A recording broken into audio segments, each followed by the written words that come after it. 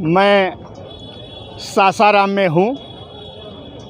अभी सासाराम नगर परिषद जो है अब नगर निगम हो गया है और यहाँ मेयर का चुनाव होने वाला है।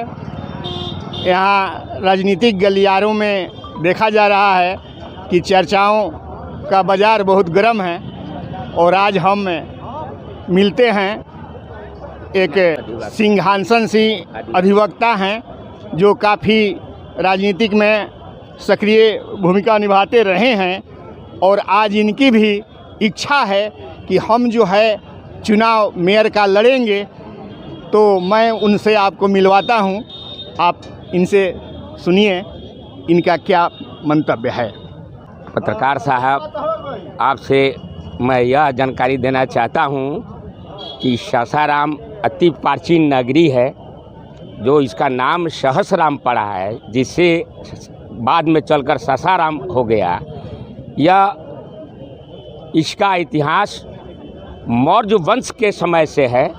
अशोक सम्राट द्वारा जो लघु शिलालेख जो हिंदुस्तान में क्या पूरे एशिया महादेश के क्षेत्र में जो लघु शिलालेख लगवाए हो, उसमें एक लघु शिलालेख अगर बिहार में कहीं है तो वह सहसराम की ही नगर में चंदन तर पीर कहिए चंदन गिरी उस समय कहला जाता था, वहीं लघु शिलालेख है।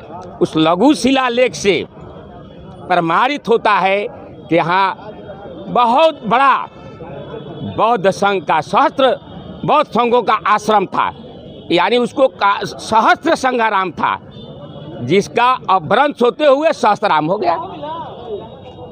यह नगर इतना प्राचीन है और यहाँ बहुत प्रबुद्ध वर्ग एक से एक आए गए और पौराणिक कथाओं में इससे भी अच्छे और सब बात है। जैसे राजा कारूस से शुरू होता है जो बहुत बड़ा लोकतांत्रिक था और लोकतंत्र के हर समय यह धरती प्राचीन काल से लेकर आज तक लोकतंत्र और समाजवाद का भी हर समय यहाँ से संदेश मिलता रहा है। आज जो नगर निगम जो बनाने की बात हुई, नगर निगम बनाने के लिए हमने 2011 से ही शुरुआत किया था, जबकि प्रशासनिक एक आया था कि इस नगर के विकास के लिए योजनाओं को मांगा गया था या पूरे बिहार से मांगा गया था, जिसमें मैंने दिया था कि सासाराम को नगर निगम बनाया जाए, सासाराम को नाम से कमिश्नरी बनाया जाए, सासाराम में मेडिकल कॉलेज बनाया जाए, सासाराम के नाम से या रोहतास के नाम से विश्वविद्यालय बनाया जाए। यहाँ शिक्षा के दृष्टि से जो 2011 की जनगणना है उसमें सिर्फ रोहतास ही आता है। इस दृष्टि से उस शिक्षा के लिए यूनिवर्सिटी की आवश्यकता है, यहाँ में सरकारी मेडिकल कॉलेज की आवश्यकता है, क्योंकि यहाँ बहुत सारी आबादी है जो यहाँ से हम इलाज कराने के लिए बनारस जाना पड़ता है, अदर स्टेट में, फिर राजधानी में जाना पड़ता है पटना, जबकि बहुत सारी आबादी है और यह केंद्र बिंदु है, करीब 4-5 जिलाओं का केंद्र बिंदु है। जो रोहतास जिला के जो मुख्यालय सासाराम है, इसके बगल में औरंगाबाद है, बगल में आरा है, बगल में बक्सर है, बगल में कैमूर है, बाकी और जगह अगल बगल तो बहुत सारे हैं। तो ये सब आबादी को देखते हुए इस नगर को यदि विकसित नहीं किया जाता है, जिस प्रकार से माननीय मुख्यमंत्री नीतीश कुमार ने पटना टू नालंदा को जिस तरह डेवलप कर रहे हैं, उस तरह से यदि सासाराम को अगर डेवलप नहीं किया जाएगा तो उपेक्षित रह जाएगा ये सारे जिलाएं, औरंगाबाद हो, कैमूर हो या रोहतास हो, बक्सर हो, भोजपुर हो। इसको पूरे ऊंचाई पर ले जाने के लिए अब जिस प्रकार नालंदा कर रहे हैं, दरभंगा को हो रहा है, उसी प्रकार से सासाराम को होनी चाहिए। मेरा पूरा विश्वास है कि केंद्र सरकार और राज्य सरकार को पहल करनी चाहिए इसको विकसित करने के लिए। नगर निगम की अभी जो चर्चाएं चल रही है मेयर बनने के लिए, बहुत सारे लोग जो निगम का विरोध कर रहे हैं तो वो लोग भी प्रत्याशी बनने के लिए तैयार हैं, पहले से अभी बनने के लिए तैयार हैं। तो मैं निवेदन करूंगा इस नगर को अच्छे नगर बनाने के लिए, स्वच्छ नगर बनाने के लिए, सुसज्जित नगर बनाने के लिए, अनुशासित नगर बनाने के लिए, बौद्धिक नगर बनाने के लिए जरूरी है इस नगर निगम पर कोई योग्य प्रत्याशी हो जो पढ़ा लिखा हो। क्योंकि इसका जो प्रशासक होंगे वह कमिश्नर रैंक के होंगे, संयुक्त सचिव रैंक के होंगे, इसलिए उसका एड्रेस, उसका अध्यक्षता कोई करेगा तो विद्वान ही कर सकता है, संघर्षशील ही कर सकता है, आइंदा दूसरा से नहीं हो सकता है। प्रिय बंधुओं, मेरा निवेदन है कि आम नागरिक से मेरा निवेदन है, आम मतदाता से निवेदन है कि जो भी अगर डायरेक्ट प्रत्यक्ष चुनाव हो रहा है मेयर का, तो मेयर का ऐसा प्रत्याशी चुने जो यह नगर को स्वच्छ, सुंदर, विकसित नगर बना सके। जिस तरह से प्राचीन काल में मौर्य शासन में, अशोक सम्राट के ज़माने में यह नगर बहुत उच्च कोटि का था। उसके बाद आइए मध्यकालीन की व्यवस्था है, जब छीन बीन हो गई थी, एक यहाँ भी अच्छे आदमी शेरशाह ने यहाँ, जिसका कर्म भूमि था, जन्मभूमि तो हम नहीं बता सकते, वह बठिंडा का जन्म हुआ था, लेकिन यह कर्म के बल पर जो पूरे मध्यकालीन का एक स्तंभ रखा, उसी पर चलकर शेरशाह के स्तंभ पर आधार पर और तथ्यों पर चलकर अकबर उस जमाने का मध्यकालीन का महान हो गया।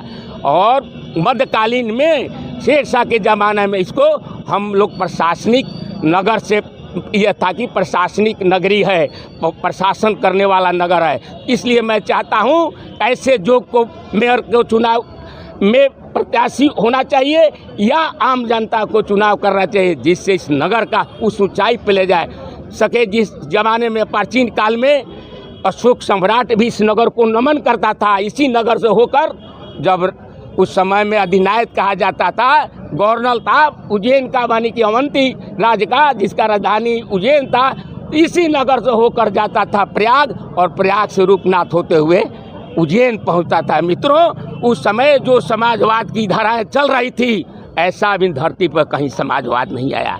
समाजवाद और दूसरा, अगर कोई मध्यकालीन में सही शासन, प्रशासन, व्यवस्था, न्याय देने का काम किया तो शेरशाह दिया है, जो सासाराम की नगरी के रहने वाला था।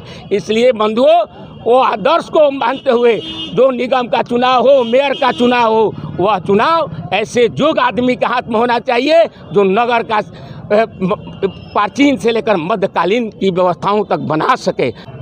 आपसे एक सवाल पूछ रहा हूँ कि जो ये मेयर का चुनाव होने वाला है, उसमें आप प्रत्याशी होंगे या नहीं? अगर आप प्रत्याशी होंगे तो आम जनता के लिए, यहाँ नगर निगम वासियों के लिए सबसे पहले आप क्या कार्य करेंगे? सबसे पहले मैं चाह रहा हूँ कि यहाँ पर पहला नंबर शैक्षणिक हब और औद्योगिक नगरी घोषित कराने का मैं प्रयास करूँगा सबसे प्रथम। और जो इंफ्रास्ट्रक्चर है, गड़बड़ियाँ है, उसको मैं दूर करने का पहल करूँगा। और बाकी चीज़ तो शैक्षणिक वगैरह सारे उत्थान के लिए कार्य करना पड़ेगा, तब जाकर यह नगर या अगल बगल के सारे जिला के निवासी इससे लाभान्वित हो सकते हैं। चुनाव में आप प्रत्याशी होंगे या नहीं, इस पे आपने नहीं बताया। मैं चुनाव में आम जनता की राय होगी, अगर लोगों की राय होगी तो मैं निश्चित प्रत्याशी होऊंगा। इसको सुसज्जित करने के लिए, स्वच्छ बनाने के लिए, अनुशासित बनाने के लिए, औद्योगिक हब बनाने के लिए, शैक्षणिक हब बनाने के लिए निश्चित होंगे। आप ये बोलिए कि आप जनता की बात जब सुनिएगा तो मान लीजिए हम ये कहेंगे कि जनता जब आपसे कहेगी, जनता बहुत सी होगी, जो भी आपकी संख्या है उसके अनुसार, तो आप 50 गो, 100 गो, 1000, 2000 लोग भी अगर आपसे कह दिए तो आप समझिए कि जनता ही कर रही है। मैं ये पूछना चाह रहा हूँ कि आप मेयर के चुनाव में प्रत्याशी होने का मन बनाया है कि नहीं अभी तक? आप उस पर अपना विचार कीजिए कि नहीं बनाया है। नहीं, बिल्कुल। मैं 2 फरवरी 2022 को ही, जो अमर शहीद जगदेव बाबू का जन्म दिवस है, 27वीं समारोह के उपरांत मैंने घोषित कर चुका हूं अपने फेसबुक पर। इसलिए कहना नहीं है, मैं कर चुका हूं 2 फरवरी जगदेव बाबू के जन्म दिवस अवसर पर। चलिए, बहुत बहुत धन्यवाद। ये अधिवक्ता भी हैं और कांग्रेस के नेता भी हैं और आज अभी मौर्य शक्ति के सदस्य भी हैं, और इन्होंने 2 फरवरी को ही घोषित कर दिया है कि मैं चुनाव लड़ूंगा। अभी बात हो रही थी हमारी मेयर के चुनाव पे। अभी हमारे समक्ष हैं मनोज पाठक, मानव हित पार्टी के प्रदेश अध्यक्ष हैं। और मेयर के चुनाव पर ये क्या कहते हैं, आइए जानते हैं इनसे कुछ बातें। सबसे पहले तो आपके चैनल को हमारे तरफ से बहुत बहुत बधाई। जहाँ तक मेयर के चुनाव की बात है तो भोला जी से जो आपने अभी बात रखी, भोला जी शुरू से ही एक सामाजिक लड़ाई लड़ते आ रहे हैं और भोला जी के लड़ाई में गरीबों का ही शुरू से ही मसीहा बने हुए हैं और ये बहुत लड़ाई लड़े हैं। और भोला जी जैसा अभी कर्मठ उम्मीदवार हमारे नगर निगम क्षेत्र में अभी तक तो हमको कोई दिखाई नहीं दिया। ये सभी का साथ और सबका विकास में ये अपना अभिरुचि रखते हैं और अधिवक्ता के रूप में कार्य करते हुए भी भोला जी ने गरीबों का मदद करने में अपना विचार कभी भी पीछे नहीं छोड़ते और सबका मदद सबका भला करना इनका प्रथम कर्तव्य रहता है। इसलिए मेरे समझ से तो सबसे उत्तम प्रत्याशी के रूप में अगर देखा जाए तो मैं किसी पार्टी के तहत नहीं, व्यक्तिगत इनसे मैं बिल्कुल खुश रहता हूं, ताकि ये सामाजिक कार्यकर्ता हैं और शुरू से ही समाज पर इनका ध्यान रहता है। इसलिए भोला जी ही बहुत अच्छे उम्मीदवार इस नगर निगम क्षेत्र से होंगे। मैं इसी के साथ प्रेम अकेला, शिवा मीडिया न्यूज़, रोहतास।